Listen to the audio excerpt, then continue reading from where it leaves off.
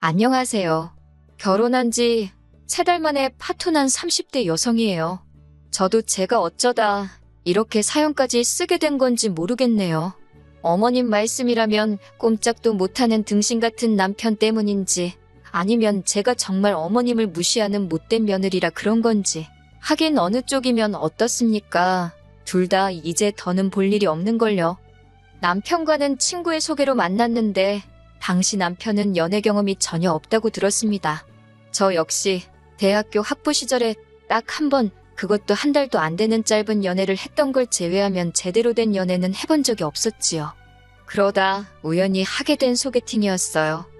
비슷한 사정 덕분인지 의외로 남편과는 첫 만남부터 대화가 잘 통했습니다.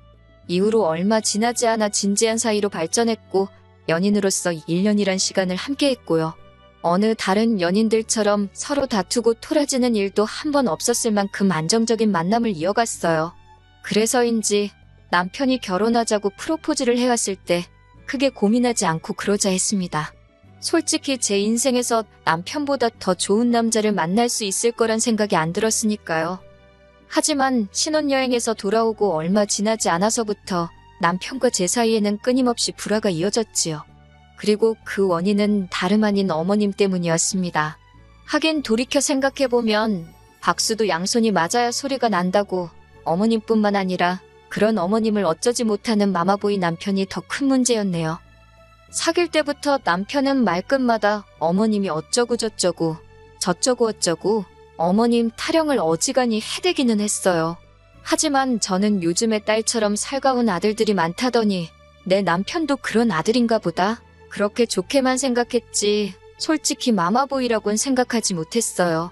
말이 나와서 말인데 아버님은 남편이 어렸을 때 병으로 세상을 떠나셨고 이후로 어머님 혼자 온갖 굳은 일을 해가며 남편을 키우셨다고 들었거든요.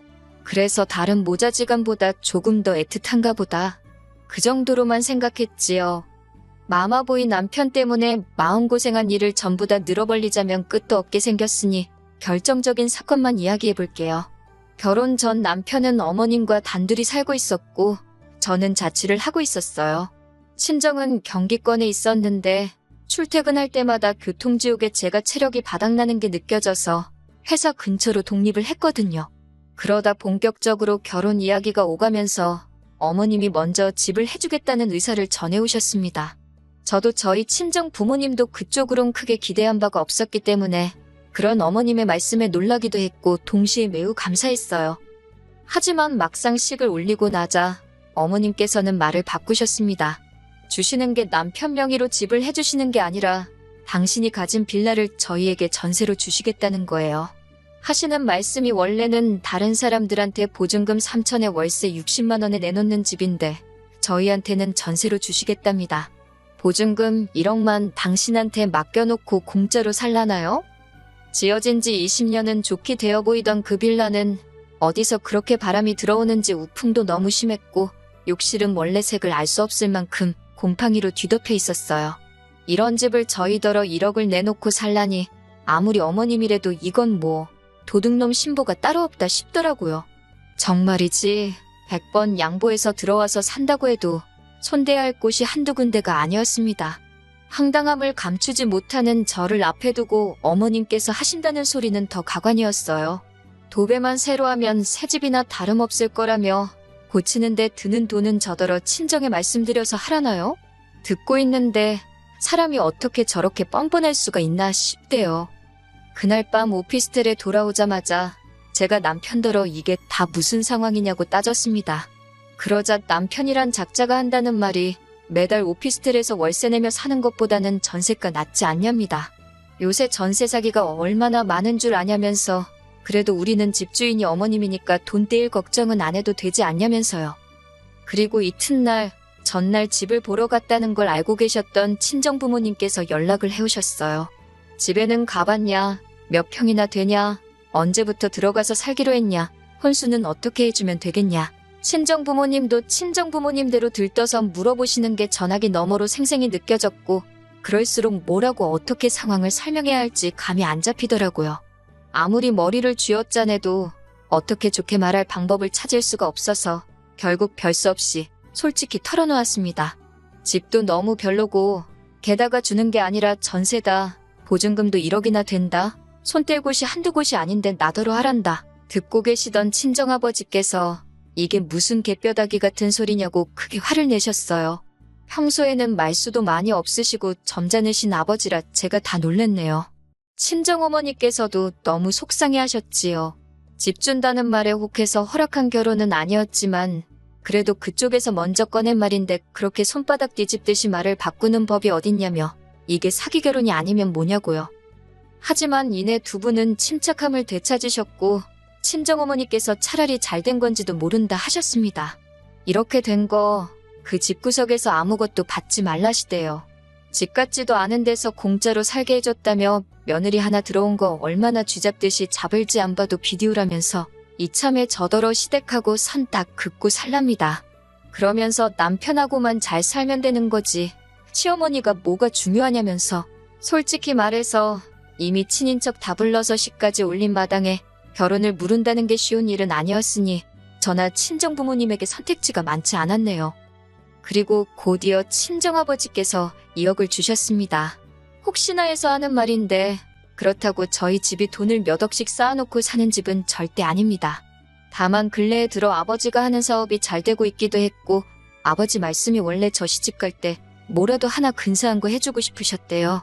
그런데 어머님이 집을 해준다 하시니까 그럼 당신은 저희가 살다가 힘들어할 때가 있으면 그때 도와줘야겠다 생각하셨다고요. 그런데 이렇게 된 이상 그냥 집은 당신이 해주겠다 하시면서 목돈을 주신 거지요.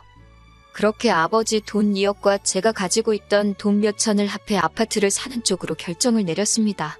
남편과 상의해봤자 어머님 기분이나 헤아리느라 바쁠 테니 그냥 남편에게도 제 결정을 통보하듯 전했어요.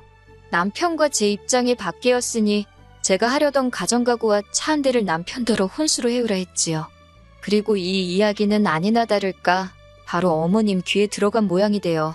어머님께서 아주 호통을 치시며 당장 시댁으로 내려오라고 연락을 해오셨거든요. 그렇게 며칠 뒤 시댁으로 향했습니다. 어머님께선 시애미가 오라는데 그날 밤이라도 내려와야지 주말이 다 돼서야 내려왔다며 시작부터 화를 내셨는데 제가 전업주부도 아니고 저도 직장을 다니는데 그게 뭐 제 마음대로 되나요? 그리고 이 마당에 무슨 좋은 일이라고 남편도 없이 혼자 시댁에 내려가겠어요. 어쩌다 보니 어머님과 남편은 소파에 앉고 저는 바닥에 앉아 있더라고요. 이것도 기분이 나쁜데 어머님께선 저를 내려다보시며 제가 마치 무슨 큰 잘못이라도 한 듯 저를 몰아세우기 시작하셨지요. 그렇다고 제가 진짜 무슨 대역죄를 진 것도 아니고 크게 제가 겁먹을 이유가 없었기 때문에 솔직한 제 생각을 전하는 데 집중했습니다. 집 상태가 너무 좋지 못하고 위치도 저나 남편 직장에서 멀기 때문에 여러 면에서 저희한테 이점이 하나도 없어서 들어가서 살기 싫다고요.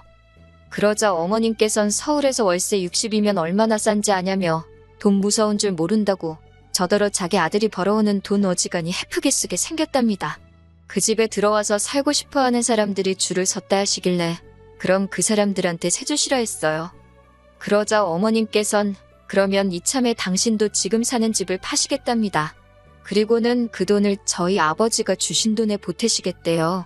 그래서 어디 한 30평대 아파트를 구해서 거기서 셋이 살잡니다. 어이가 없어서 어머님 지금 사는 이 집 팔면 얼마나 나오냐고 단도직입적으로 물었어요. 참고로 저희 어머님도 저희 부부한테 전세 주시려던 집하고 비슷한 수준의 집에서 살고 계셨습니다. 재개발 가능성도 일절 없는 집이지요. 게다가 제가 알기로는 몇 년 전 어머님이 운영하시는 가게가 힘들어지자 집을 담보로 대출도 받아 쓰셨다고 들었어요. 그래도 가게는 못 살려서 얼마 전 폐업하신 상황이었고요. 그런 걸 제가 뻔히 아는데 어머님 집을 팔고 합가라니 말도 안 되는 소리였지요. 그런데 남편이 옆에서 박수를 쳐대며 정말 좋은 생각이랍니다. 이참에 자기 어머니도 좋은 집에서 한번 모셔보고 싶다면서 장인어른한테 너무 감사하대요. 그러면서 어머님더러 어쩜 그렇게 머리가 잘 돌아가냐고 자기 엄마지만 정말 대박이라나 어쩐다나 저는 어머님께 합가는 절대 안 한다고 했어요. 그리고 저도 식탁 의자 끌어다 앉았습니다. 아까부터 어머님이랑 남편이 소파에서 저를 내려보는 것도 짜증나고 눈에 들어오는 모든 게 꼴보기도 싫더라고요. 남편이 저더러 한다는 말이 2억 가지고 집을 사면 얼마나 좋은 집을 사겠냐입니다. 하지만 어머님까지 보태주시면 그래도 괜찮은 아파트 하나는 사지 않겠냐고. 남편 말대로 2억 가지고 아파트 사기 어렵지요. 그렇다고 어머님이 무슨 한 5억 10억씩 보태주실 것도 아니고 100번 양보해서 1억 주신다고 쳐도 그렇다고 1억이 작다는 건 절대 아닙니다만 1억 받고 합가라니 막말로 계산이 안 맞잖아요. 남편에게도 똑같이 말해줬습니다. 남편이 아주 벙찐 표정으로 저를 쳐다보길래 뭘 쳐다보냐고 쏘아붙이면서 말이에요. 그러자 어머님도 자기 뜻대로 안 되니 약이 올랐는지 저더러 당신이 어떻게 키운 아들인 줄 알고 그렇게 함부로 하냐며 악을 쓰대요. 순하게 생긴 게 마음에 들어 당신 딸이다 생각하고 잘해주려고 했다나 어쩐다나. 그런데 이제 보니 아주 그냥 못돼 처먹었다면서 당신이 사람을 한참 잘못 봤다고 말도 안 되는 억지를 쓰시더라고요. 그러더니 하는 말이 결혼할 때 혼수고 뭐고 하나도 안 해오지 않았냐면서 혼수 필요 없으니 돈이나 내놓고 나가랍니다. 아니 뭐 받은 게 있어야 혼수를 해올 거 아니냐고 저도 지지 않고 받아쳤어요. 그 잘난 집도 주는 것도 아니고 전세로 살게 해준다는 거였으면서 어쩜 그렇게 음흉하시냐고. 저야말로 사기 결혼 당했다고 고소라도 하고 싶은 심정이니까 억지도 적당히 하시라 했네요. 나이 먹은 게 벼슬도 아니고 막말로 혼인신고도 안 한 마당에 남남길인데 제가 어머님 앞에서 언제까지 절절 맬 줄 아냐고. 저도 할 말 못할 말 가릴 거 없이 마구잡이로 퍼부었어요. 그러자 남편이 자기 어머니 쓰러뜨리려고 작정했냐며 저더러 어떻게 감히 시어머니 되시는 분한테 말을 그렇게 막 하냐고 악을 쓰더라니까요. 어머님은 어머님대로 알고 소리만 연신하시며 마른 걸레 쥐어짜내든 눈물 쥐어짜내시는데 진짜 쇼도 그런 생쇼가 없었지요. 남편더러 그만하라고 오피스텔에서 짐 꺼내놓을 테니까 짐 찾아가라 했습니다. 너랑 살면서 더한 꼴 보느니 당분간 좀 쪽팔려도 여기서 갈라서는 게 낫겠다고요. 그런데 한 달쯤 지났을까요? 번호까지 바꾸고 친정에 들어가 살고 있었는데 남편이 어떻게 제 번호를 알아내서 연락을 해왔더군요. 자기 좀 살려달라면서 한다는 말이 어머님이 사시는 집이 경매로 넘어가게 생겼답니다. 대출을 안 갚아서요. 그러면서 저더러 돈 좀 빌려달래요.